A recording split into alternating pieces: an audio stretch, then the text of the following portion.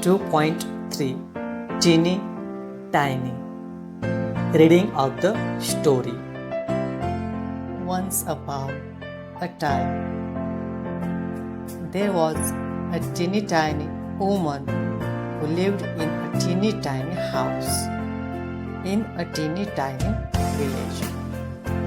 Now, one day, this teeny tiny woman tied her teeny tiny scarf and went out of her teeny tiny house to take a teeny tiny walk. And when this teeny tiny woman had gone a teeny tiny way, she came to a teeny tiny gate.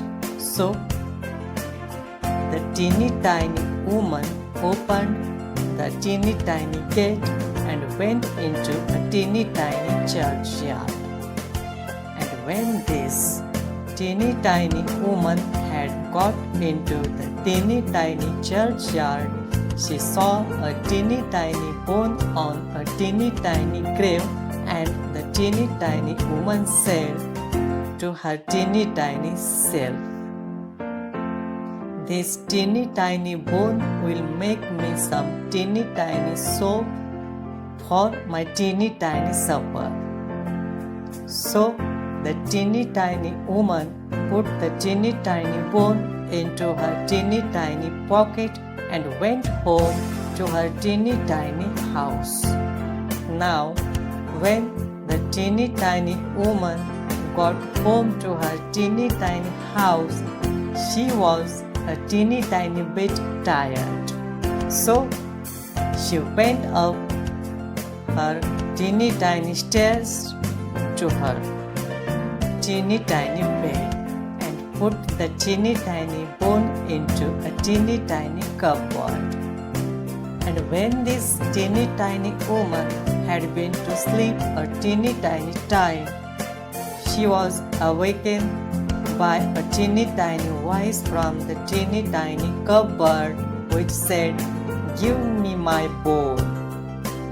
And this teeny tiny woman was a teeny tiny bit frightened, so she hid her teeny tiny head under the teeny tiny clothes and went to sleep again. And when she had been to sleep again a teeny tiny time, the teeny tiny voice again cried out from the teeny tiny cupboard, a teeny tiny louder, "Give me my bone." This made the teeny tiny woman a teeny tiny more frightened, so she hid her teeny tiny head a teeny tiny further under the teeny tiny clothes.